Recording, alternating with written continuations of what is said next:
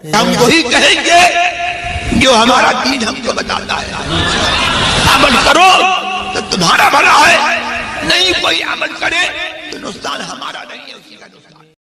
آج کی یہ مبارک مشہور نورانی محفل جو عزیزم برادرم آفتاب شیخ حضری صلی اللہ علیہ وسلم کے مکان پر منعقد ہوئی اور جس کی ابتدا تلاوت قرآن کریم سے اور ایک عدد بات پاک اور مرتبت پاک ببارگاہ پنجتن پاک و صحابہ و اہل بیت پیش کی گئی.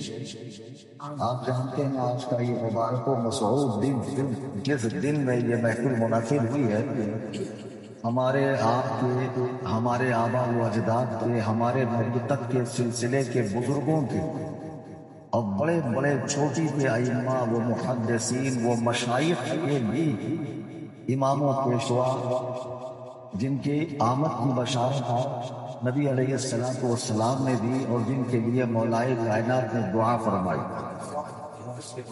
ابھی میں نے مختصر سا خطبہ پڑھا, بسم اللہ والسلام علی رسول اللہ, اور اس کے بعد سورہ جمعہ کی ایک آیت کریمہ پڑھی جس کا آیت کریمہ یہ ہے وآخرین منہم لما یلحقوا بہم. قرآن کریم کی پورا نمبر 62 ہے اور اس کی آیت نمبر 3 ہے. تو جب یہ آیت کریمہ نازل ہوئی تو صحیح بخاری کی حدیث ہے جس کے راوی حضرت حدیث نمبر ہے 4897.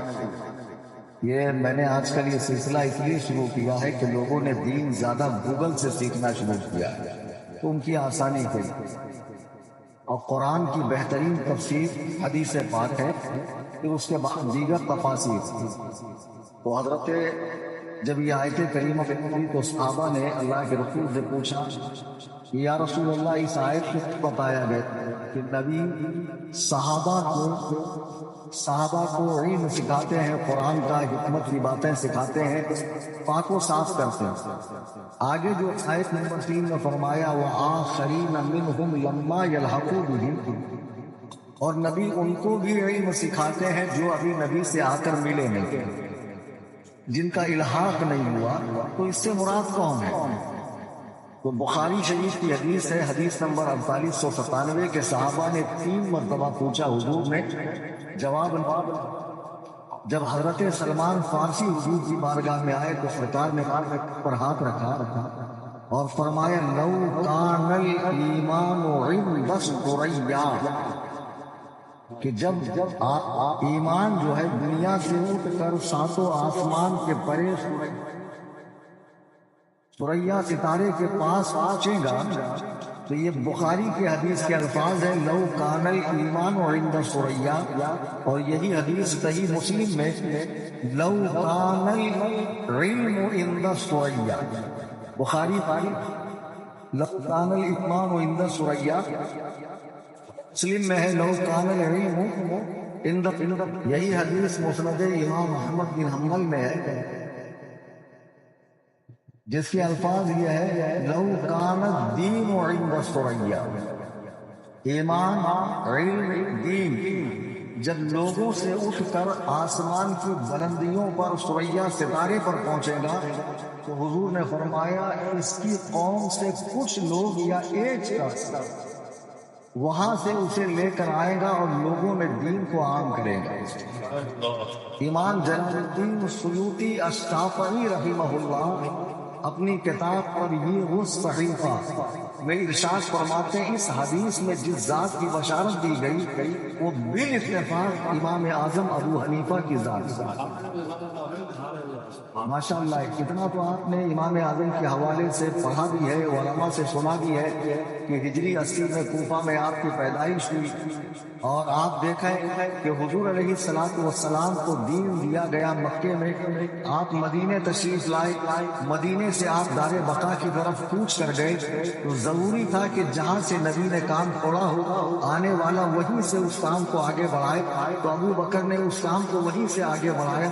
ابو بکر بھی مدینے سے سے ہی اللہ سبحانہ و تعالیٰ کی بارگاہ میں تشریف لے گئے تو ضروری تھا کہ ان کا جانشین بھی اس کام کو وہی سے آگے بڑھائے. تو حضرت عمر نے مدینے سے ہی خلافت کو انجام دیا. پھر حضرت عمر بھی مدینے میں ہی دار بقا کی طرف تشریف لے گئے. تو حضرت عثمان جو آپ کے جانشین تھے انہوں نے مدینے سے ہی دین کا کام کیا. پھر وہ وہیں تشریف لے گئے. پھر حضرت علی جو ان کے جانشین بنے تو ان کا وصال مدینے میں نہیں ہوا، کوفے میں ہوا.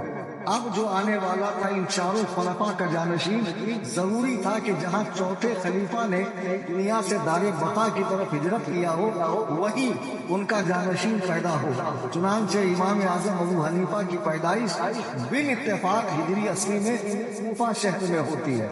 امام اعظم ابو حنیفہ جن کی تقلید کا ہم پکڑا ڈالتے ہیں، خدا بند قدوس و جبروت کی قسم کھا کر میں کہتا ہوں کہ چاروں ائمہ برحق ہے، لیکن سب سے زیادہ جس کا مذہب قرآن و سنت سے قریب ہے، اقرب الی الفہم ہے، اللہ و رسول کی مرضی جس میں شامل ہے، وہ مذہب حنفی. کوئی شک نہیں ہے اس کی حقانیت پر. ایسا نہیں کہ میں یہاں کمرے میں بیٹھ کے بات کر رہا ہوں، اسٹیج پر تقریر ہوتی ہے، کتابیں لکھتا ہوں، ڈیبیٹس کرتا ہوں، بیرون ملک میں تقریریں کرتا ہوں، گوگل کے مقلدین کو چیلنج کرتا ہوں. زیادہ چربی چوردی کو گھر تک جا کر مفت دماغی علاج کر کے جو ہے حیدرآباد میں شیخ فصیح الدین کے میں گیا اور ہم نے کہا ڈیبیٹ کر لو. آپ الحمدللہ مذہب حنفی کی حقانیت میں کوئی دو رائے نہیں ہے. ناخواندہ لوگ، کم پڑھے لکھے لوگ جو اس طرح کی بکواس کرتے ہیں، یہ تو ابو حنیفہ کا مذہب ہے، کوفہ کا مذہب ہے، رسول اللہ کے دین سے ہٹ کر دین ہے. وہ ایک نمبر کے جاہل ہے، عقل سے پہنجل ہے. ذرا سوچیں کہ اللہ تبارک و تعالیٰ دین بھیجنے والا اور محمد رسول اللہ دین لانے والے، محمد رسول اللہ دین لانے والے. حضور سے دین کس نے لیا؟ پہلی کڑی کون ہے؟ صحابہ. تو صحابہ کی جماعت میں حضرت عبداللہ ابن مسعود جو حضور کے شاگرد ہیں، انہوں نے حضور سے علم لیا. ان کے شاگرد کون؟ علقمہ. ان کے شاگرد کون؟ ابراہیم نخعی. ان کے شاگرد کون؟ حضرت حماد. ان کے شاگرد کون؟ امام اعظم ابو حنیفہ. جب آپ حضرت حماد کی گدی پر بیٹھے تو آپ نے اپنے مذہب کو لکھوانا شروع کیا. تو لکھنے والے کون ہیں؟ امام محمد بن حسن الشیبانی رحمہ اللہ. آپ غور کریں کہ یہ فقہ حنفی محمد رسول اللہ سے چلی اور محمد بن حسن شیبانی پر ختم ہوئی. یعنی اس کا شروع بھی محمد ہے، اس کا ختم بھی محمد ہے. مذہب حنفی ہی مذہب محمدی. جو اہل حدیث اپنے آپ کو محمدی کہتے ہیں وہ ہمارے آقا کی نسبت سے نہیں، محمد جونا دری کی نسبت سے کہتے ہیں. اللہ کا شکر ہے کہ ہم اس امام کی پیروی کرتے ہیں کہ جس کا تذکرہ قرآن کریم میں آیا. جی ہاں، اور جس کی بشارت حدیث پاک میں موجود ہے. اور جب آپ کے والد حضرت ثابت پیدا ہوئے تو ان کے دادا حضرت زوتا، آپ امام اعظم کو کیا سمجھ رہے ہیں؟ ان کے سلسلے نسب میں 8 انبیاء اور 16 بادشاہ گزرے. آپ میں وہ عالمانہ وقار بھی تھا اور شاہانہ زندگی بھی تھی. آپ بہت بڑے تاجر بھی تھے.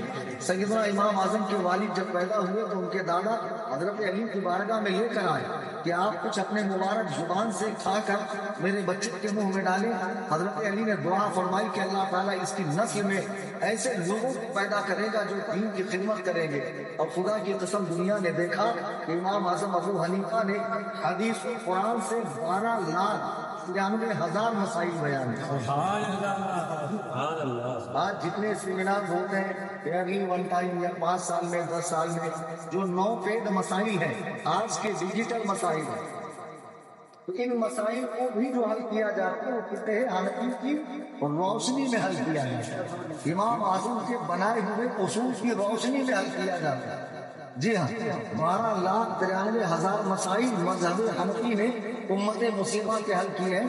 اللہ تعالیٰ نے امام اعظم کو جہاں بہترین تاجر بنایا تھا وہی متقی، پرہیزگار، حلیم الطبع، سلیم الفکر، وسیع العلم، عبادت گزار اور نہایت خوشو خضوع والا، اللہ کا مقرب بندہ، دین سے سچی محبت کرنے والا، حضور کی سچی اطاعت کرنے والا، صحابہ کے آثار کا خیال کرنے والا.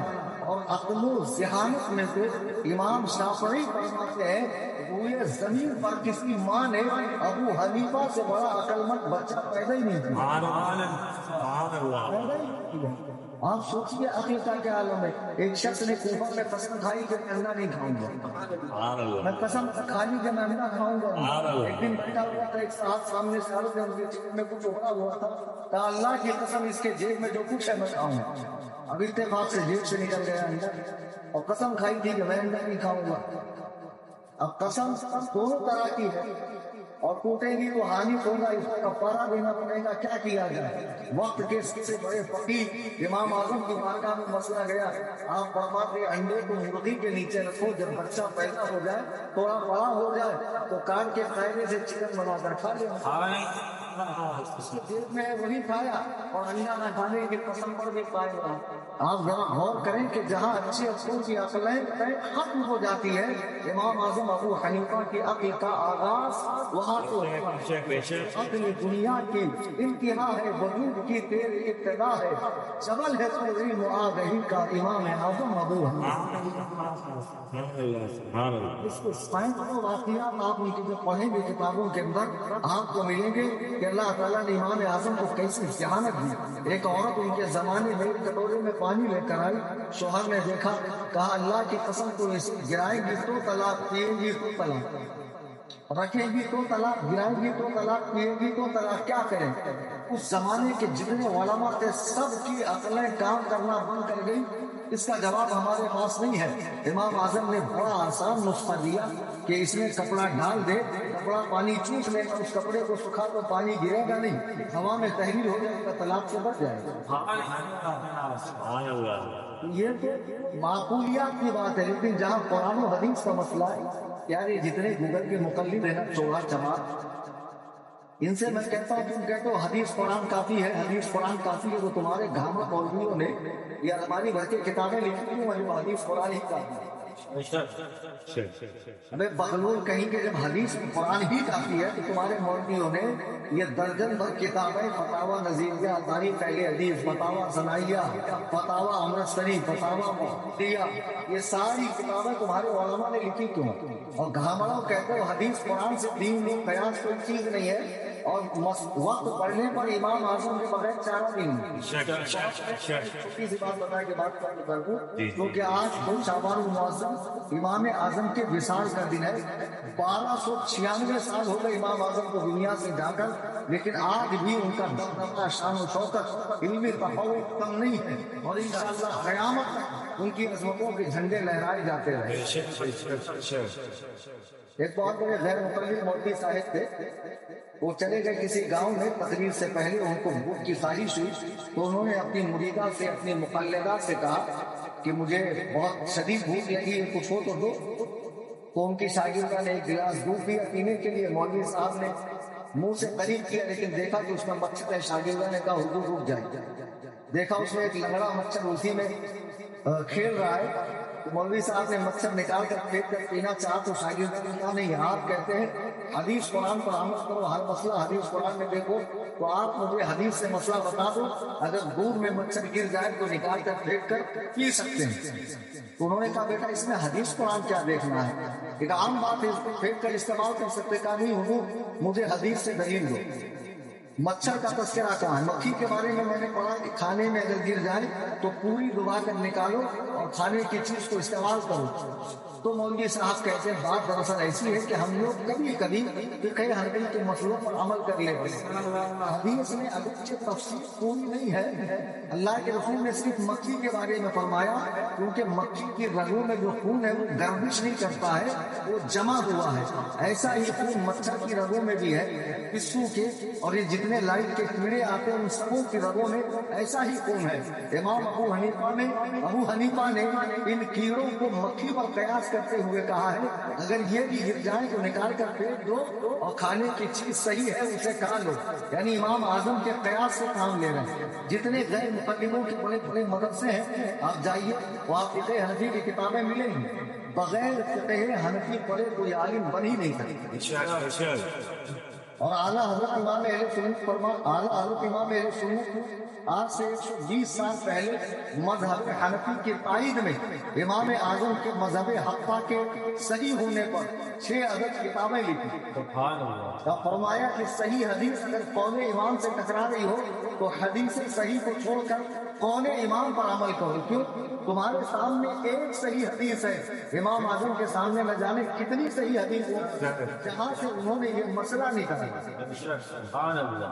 بعض لوگ یہ سمجھتے ہیں کہ حنفی لوگ جو ہے وہ حدیث کو چھوڑ کر قیاس پر عمل کرتے ہیں، امام اعظم کی رائے پر عمل کرتے ہیں. خدا کی قسم امام اعظم سب سے پہلے مسئلے کو قرآن میں دیکھتے ہیں، وہاں نہ ملے تو احادیث میں دیکھتے ہیں، وہاں نہ ملے تو ضعیف حدیث میں دیکھتے ہیں، وہاں بھی نہ ملے امام اعظم کو تو امام اعظم ابو حنیفہ کہاں دیکھتے ہیں؟ آثار صحابہ میں. جب صحابہ کے اقوال میں بھی وہ بات نہیں ملتی تب جا کر امام اعظم اس مسئلے کو پر قیاس کر کر اس کا حکم بیان کرتے. ایسا نہیں ہے کہ حدیث موجود ہے، قرآن موجود ہے، اس کے بعد بھی امام اعظم ابو حنیفہ قیاس کر رہے، اپنی عقل کو دخل دے رہے. ایسا بالکل نہیں ہے. الحمدللہ آج جو 2 ٹکے کے لوگ سعودیہ ریجیکٹ ہے، تھوڑی سی مطلب صرف تلفظ صحیح ہو گئے، مخارج صحیح ہے، عربی تو بولنا نہیں آتی، بیچارے عربی کیا بولیں گے، بھوجپوری عربی بولتے ہیں. یہ جتنے گھامر لوگ ہیں 14 صدیاں گزرنے کے بعد امام اعظم کے اندر ان کو کمیاں نظر آ رہی ہیں. ان میں یہ کمی تھی، ان میں یہ کمی تھی. میں نے بار مثال دی ہے کہ ڈاکٹر اگر کوئی نسخہ لکھ کر دے تو چوڑا چمار سے، موچی سے، سنار سے، کسی گوڑیے سے، رکشہ چالک سے، کسی پکوڑی تلنے والے سے وہ نسخہ نہیں چیک کرایا جاتا بلکہ اسے چیک کرایا جاتا. اگر وہ غلط قرار دے تب کہا جائے گا کہ ہاں یہ درست نہیں ہے. امام اعظم ابو حنیفہ کی پیدائش ہجری 80 میں، وفات ہوئی 150 میں. امام اعظم کے بعد دنیا سے دوسرے مجتہد مطلق امام مالک رحمۃ اللہ علیہ دنیا سے گئے ہجری 170 میں. 20 سال وہ زندہ رہے. ان کے بعد امام شافعی کا زمانہ آیا، بھی مجتہد مطلق ہے. ان کے بعد امام احمد بن حنبل کا زمانہ آیا، وہ بھی مجتہد مطلق ہے. ذرا بتاؤ امام اعظم کے مذہب میں گڑبڑی ہوتی، مسائل میں کمی ہوتی تو ان 3 مجتہدوں کو نظر نہیں آیا. اور سیدھے 15ویں صدی میں انگریزوں کی پیداوار یہ ٹکے کے غیر مقلدین کو نظر آیا کہ امام اعظم کے مسلک میں یہ خرابی ہے. معاذ اللہ رب العالمین. اللہ تعالی ہم سب کو صحیح معنوں میں مذہب حنفی کا اتباع کرنے والا. الحمدللہ ہم مذہب حنفی ہیں، مسلکن بریلوی ہے. اپنے حضور اعلیٰ حضرت امام اہل سنت کے ذریعے جہاں دین کا احیاء فرمایا وہاں حنفیت کی تجدید بھی آپ نے فرمائی، اور صحیح حنفیت کیا ہے اہل سنت کو جماعت کو بتا دیا. جو بندی اپنے آپ کو لاکھ حنفی کہے، ہم ان کو منفی مانتے، حنفی نہیں مانتے. حقیقی حنفی وہی ہے جو عقائد میں بھی امام اعظم ابو حنیفہ کا پیروکار ہے. آج وہ شعبان المعظم سیدنا امام اعظم ابو حنیفہ کا 1296 سالہ عرص پاک ہے، اور الحمدللہ پوری دنیا میں امت کا 80% حصہ آپ کی تقلید کا پتہ گلے میں ڈال کر دین پر عمل کر رہا. آپ کے وضاحت اصول کی روشنی میں حدیث و قرآن کو سمجھ رہا ہے. اور خدا کی قسم یہ پابندی، یہ قید اور یہ اتباع آخرت میں کامیابی دے گی. اگر آزاد ہو کر حدیث و قرآن سمجھو گے گمراہ ہو جاؤ گے، اور ٹھکانہ آپ کا دوزخ کے سوا کچھ نہیں رہے گا. امام اعظم جو دنیا سے تشریف لے گئے تو سیدنا امام شافعی رحمۃ اللہ علیہ جو اتنے بڑے امام ہیں، فقیہ ہیں، حدیث کے بہت بڑے عالم ہیں، امام بخاری جیسا مجتہد فی الحدیث ان کا مقلد ہے. آپ فرماتے جب مجھے کوئی مسئلہ پیش ہے تو میں بغداد میں ابو حنیفہ کی قبر پہ حاضری دیتا اور صاحب قبر کے احترام میں ان کے مذہب کے مطابق نماز پڑھتا. 2 رکعت کی نماز، نیچے ہاتھ باندھ کر. امام شافعی کے یہاں فوق صدرہ سینے پر ہاتھ باندھنا رفع یدین ہے. رفع یدین نہیں کرتے امام اعظم کے احترام میں. پھر فرماتے کہ میں ان کے وسیلے سے دعا کرتا ہوں تو اللہ تعالیٰ میرے تمام مسائل کو حل فرما دے. آج وقت بغداد شریف جاتے اکثر سے پوچھو کیوں جانا، سرکار غوث اعظم کی بارگاہ میں. لیکن غوث پاک سے پہلے کے 500 سال پہلے کے بزرگ امام اعظم ہے بغداد میں. پورا مہینہ شعبان کا گزرے گا، نہ کانفرنس، نہ جلسے، نہ پارٹیاں، نہ ملاپ خانی، نہ ان کی یاد، نہ جمعہ میں ان کا تذکرہ. ایسا نہیں کرنا چاہیے. امام اعظم کے بارے میں امام ابو عبداللہ داؤد القرینی فرماتے ہیں کہ ہر مسلمان پر واجب ہے کہ وہ ہر نماز کے بعد امام اعظم کے لیے دعا کرے، اس لیے کہ اللہ دین دینے والا، رسول دین لانے والے، صحابہ دین پھیلانے والے، اور اس امت کے پہلے شخص امام اعظم ہیں وہ دین کو لکھوانے والے. اگر وہ دین کو نہ لکھواتے تو آج دین اصل صورت میں ہمارے پاس محفوظ نہ ہوتا. اللہ تعالیٰ ان کے فیضان سے ہم سبوں کو اور سارے سنیوں کو مالا مال فرمائے. آمین ثم آمین. کھڑے ہو کر صلاۃ و سلام میں دعا کریں.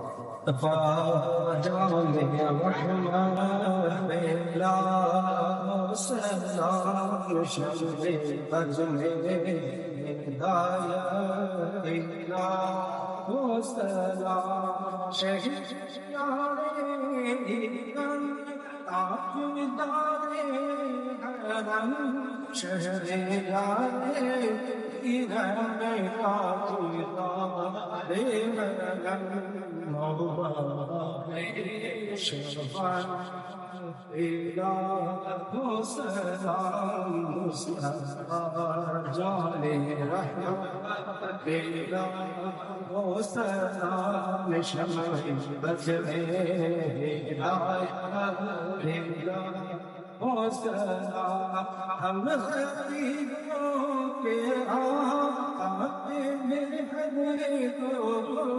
ہم غریبوں کے آقا درود ہم فقیروں کی سرورت تیرا ہو سلام سلام جان رحمت تیرا ہو سلام ہو خواجہ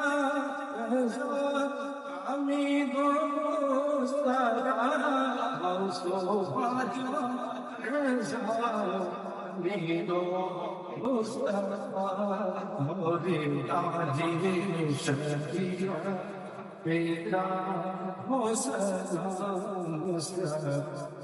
جان رحمت تیرا ہو سلام دانی قلب میں عظمت مصطفیٰ دانی قلب میں عظمت مصطفیٰ سید اعلیٰ بذرت تیرا ہو سلام جان رحمت تیرا ہو سلام شبہ بزم ہدایت تیرا ہو سلام کاش محشر میں جب ان کی قیامتیں ہو آئے سارے ان کی شوقت تیرا ہو سلام مجھ سے کہ قدسی پہلے آرزا مجھ سے کہ قدسی کہے آرزا مصطفیٰ جان رحمت تیرا ہو سلام شبہ بزم ہدایت تیرا ہو سلام. السلام علیکم یا رسول اللہ صلی اللہ علیہ وسلم. السلام علیکم یا حبیب اللہ و سلام یا حبیب اللہ. ایک مرتبہ سورہ فاتحہ، تین مرتبہ سورہ اخلاص پڑھیں، جس کا ثواب تمام بزرگان دین کروائیں تو دماغ میں کیا جائے گا. کریمہ کارسازہ ملکہ بندہ نوازہ بادشاہ بے نیازہ پروردگار مولا تبارک و تعالیٰ تیرے عاجز و بےعزت بندے کی مقدس بارگاہ میں دست بدعا کہ مولا ہماری حاضری میں قبول فرما. آج کی اس مبارک و مسعود محفل میں بنیاد پاک پڑھی گئی ملک حسین پڑھی گئی تلاوت کلام پاک ہوا، بعد کو بیان ہوا، صلاۃ و سلام پڑھا گیا، مجھے پاک پڑھا گیا. مولا تبارک و تعالیٰ اس کا ثواب کو تو اپنی رحمت کاملہ واسعہ سے ہمیں عطا فرمائے گا. ہماری جانب سے ہمارے پیارے حضرت مولا جناب احمد مصطفیٰ میں اندر نیچے اور اللہ بنا صلی اللہ علیہ وسلم کی روح پاک کو میں قبول فرما ان کے صدقہ و فضائل سے جملہ انبیاء علیہ السلام جملہ رسولان اعلان جملہ صحابہ کرام صحابیات اور دعائی مطہرات اہل بیت پاک علماء اسلام بالخصوص امام الائمہ اسراد الامہ کاشف الغمہ سیدنا سرکار امام اعظم ابو حنیفہ نعمان بن ثابت بن جوتا کوفی رضی اللہ تعالیٰ کی روح پاک کو میں قبول فرما جملہ ائمہ مجتہدین جملہ محدثین جملہ مفسرین جملہ متکلمین جملہ مجددین کے ارواح طیبات بالخصوص پیر پیران میرا پیر الاسلام قندیل نورانی سیدنا شیخ عبد القادر جیلانی حضور غوث اعظم دستگیر حضرت خواجہ خواجہ معین بے قسم چار ساز دربندہ حضرت خواجہ معین الدین چشتی حسن سجدی رضی اللہ تعالیٰ کی روح پاک کو میں قبول فرما مولا تبارک و تعالیٰ مشرق سے مغرب تک شمال سے جنوب تک جہاں کہیں تیرے نیک بندے آرام فرما رہے ہیں سبھی سلاسل کے اولیاء کرام بالخصوص سلسلہ عالیہ قادریہ برکاتیہ غزلیہ اعلیٰ حضرت دین و مرشد حضور علیہ رسول احمدی سیدی سلطان اعلیٰ حضرت امام اہل سنت آپ کے صاحبزادہ گرامی حضور حجت الاسلام علامہ خان رضا خان چھوٹے صاحبزادے حضور مفتی اعظم عالم اسلام اور ہم سب کے پیر و مرشد حضور سیدی کریم آقائے نعمت سیدی قاضی شریعہ علیہ رحمت و رضوان ان تمام بزرگان دین کے رواج طیبات کو میں قبول فرما مولا تبارک و تعالیٰ اس مبارک و مسعود محفل کے بغیر مولا صاحب خانہ کو برکتیں عطا فرما آفات ناگہانی زمینی و آسمانی سے محفوظ و معمول فرما مولا تبارک و تعالیٰ نفع عطا فرما نقصان سے بچا نظر بد سے جادو سے توڑے سے ہر طرح کی فتنے سے شر سے محفوظ فرما اتنے لوگ یہاں حاضر آئے بالخصوص ممبران جماعت اور غائب مصطفیٰ مولا تبارک و تعالیٰ جماعت اور غائب مصطفیٰ کے کام میں دن 11ویں رات 12ویں ترقی عطا فرما اور جتنے مسلک اعلیٰ حضرت کے ہاں سے دین ہیں باقیین ہیں مولا انہیں نیز کو معبود فرما مولا تبارک و تعالیٰ مسلک اعلیٰ حضرت کا بول بالا فرما ہم سبوں کو مسلک اعلیٰ حضرت پر فکر تعریف شریعہ اور فرمانے قائد ملت کے مطابق قائم رہنے کو توفیق عطا فرما مولا تعالیٰ یہاں جتنے لوگ حاضر ہیں وقت امام اعظم کی جو جو مشکلات ہیں پریشانیاں ہیں دلوں کا حال جانتا ہے اس مبارک محفل کے دوپہر مولا کی وجہ پریشانیوں کو دور فرما خیر عطا فرما برکتیں عطا فرما ترقیاں فرما نقصان سے محفوظ فرما اسلام کی زندگی عطا فرما ایمان کی موت عطا فرما ہم سب کے سزائے قواعد کی بے پناہ بخشش عطا فرما دنیا سے بحالت ایمان جتنے سنی صحیح عقیدہ مسلمان پورے ہیں مولا ان سب کی بے حساب مغفرت فرما ہمارے جو علماء کرام بد مذہبوں کے رد کے لیے دورے کرتے مولا ان کے بازوؤں میں زبان میں قوت عطا فرما ان کے نافع عطا فرما حضور محدث کبیر دامت برکاتہ مولا انہیں فضلی عطا فرما حضور قائد ملت دامت برکاتہ مولا انہیں حضور قادر شریعہ کا فرقہ بنا کر ان سے خوب خدمت دینی ہے مولا حضرت کے سفر خلیفہ کو کامیاب فرما مولا تبارک و تعالیٰ اور بھی جتنے علماء ہیں مشائخ ہیں سادات کرام ہیں جو مسلک اعلیٰ حضرت کے مبلغ ہیں مولا ان سب کو خیر و برکت سے مالا مال فرما مولا تبارک و تعالیٰ جو چیزیں مانگنے سے رہ گئی ہیں وہ عالم الغیب و شہادہ ہے تم کا حال جانتا ہے ہمارے بہن گمان سے زیادہ ہمیں عطا فرما خصوصیت سے آمین کہیں صدا سنیوں پر بارش وہابیوں کے راج والے نلے وہابیوں سے مدد پوری سوئی فتنہ مٹا تاج والے صحابہ کے دشمن بنے سوار ہرجا محب و فضل خدا تاج والے ہمارے میں جب تک زمانہ ہے باقی رہے نام اکبر رضا تاج والے اللہ و ملائکتہ یصلون علی النبی یا ایھا الذین آمنوا صلوا علیہ وسلموا تسلیما سبحان ربک رب العزة عما یصفون وسلام علی المرسلین والحمد للہ رب العالمین بحق المعنى